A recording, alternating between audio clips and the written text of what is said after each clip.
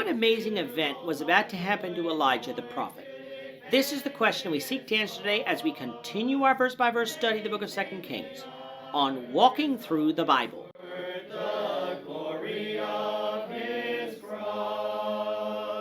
Today we're going to be discussing 2 Kings chapter 2, verses 1 to 8. But before we do that, let's read the passage. If you have a Bible with you, turn to 2 Kings chapter 2, verse 1. But if you don't have a Bible, don't worry. Just follow along with us on the screen. The version that we'll be reading from is the New King James Version. So 2 Kings chapter 2, beginning at verse 1. And it came to pass, when the Lord was about to take up Elijah into heaven by a whirlwind, that Elijah went with Elisha from Gilgal. Then Elijah said to Elisha, "Stay here, please, for the Lord has sent me on to Bethel." But Elisha said, "As the Lord lives, and as your soul lives, I will not leave you." So they went down to Bethel. Now the sons of the prophets who were at Bethel came out to Elisha and said to him, "Do you know that the Lord will take away your master from over you today?" And he said, "Yes, I know. Keep silent." Then Elijah said to him, "Elisha, stay here, please, for the Lord has sent me on to Jericho." But he said, "As the Lord lives, and as your soul lives, I will not leave you." So they came to Jericho. Now the sons of the prophets who were at Jericho came to Elisha and said to him, "Do you know that the Lord will take away your master from over you today?" So he answered, "Yes, I know. Keep silent." Then Elijah said to him, "Stay here, please, for the Lord has sent me on to the Jordan." But he said, "As the Lord lives, and as your soul lives, I will not leave you." So the two of them went on, and 50 men of the sons of the prophets went and stood facing them at a distance, while the two of them stood by the Jordan. Now Elijah took his mantle, rolled it up, and struck the water, and it was divided this way and that, so that the two of them crossed over on dry land. Between the events of chapter 1 and 3, we have an amazing event. Translation of Elijah directly from earth into heaven via a whirlwind. Up to this point in Scripture, we have only seen one other man in the Bible not taste death, and that was Enoch in Genesis chapter 5. The event itself won't take place until our next lesson, so we're going to save more of our comments on it until then. But what I'd like us to note for now is that sometime after the events of chapter 1, God revealed to Elijah that this event would occur.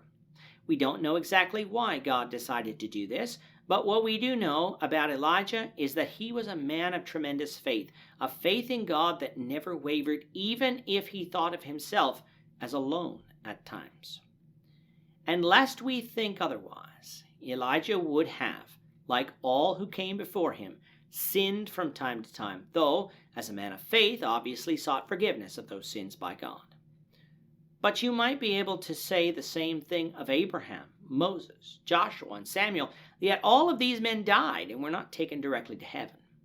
Thus why Elijah was chosen not to die is a mystery that we will have to leave up to God, for he alone can make the choice to do as he will, and we should not argue with his choices. The chapter begins with Elijah and Elisha in Gilgal. Elisha, if you recall from 1 Kings, is the prophet selected by God and anointed by Elijah to succeed Elijah as a prophet in Israel. We have not seen Elisha since the end of 1 Kings 19, but we noted then that he was there, though unnamed, and now is the time for him to step forward. The Gilgal under discussion is not likely the same Gilgal near Jericho that we've known about thus far in our Old Testament studies, due to the geography of the cities that Elijah visited from there, and the fact that Elijah is said to go down from Gilgal. If Gilgal is the Gilgal outside Jericho, this phrase would not have been used, since that Gilgal is in a plain. Instead, this Gilgal likely laid somewhere between Shechem and Bethel in the tribal territory of Ephraim.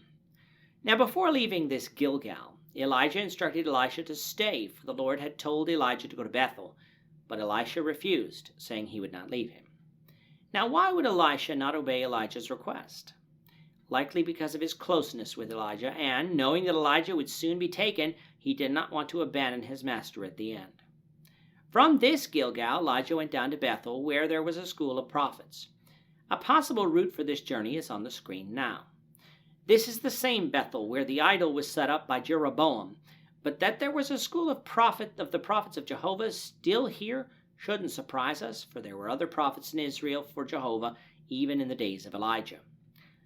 The prophets at Bethel, likely through having Elijah's translation revealed to them by the inspiration of God, told Elisha if he knew about it, to which Elisha told them to keep silent about it. This event would be a solemn event, and as such, Elisha instructed these prophets not to chatter on about it, but observe it for what it was, sacred. From Bethel, Elijah was sent by the Lord to Jericho. Again, Elijah tried to get Elisha to stay behind, and again Elisha refused going with him. Now, the most direct route from Bethel to Jericho is through the valley of Zeboim, so that the possible route of Elijah is now on the screen.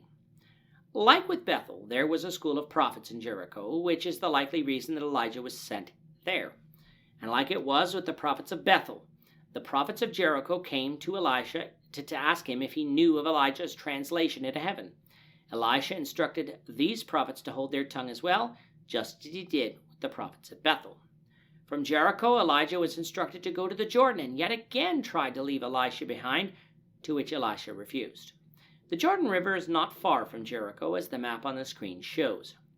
50 of the prophets from Jericho also came along, though they stood facing them at a distance, witnesses of what was about to happen.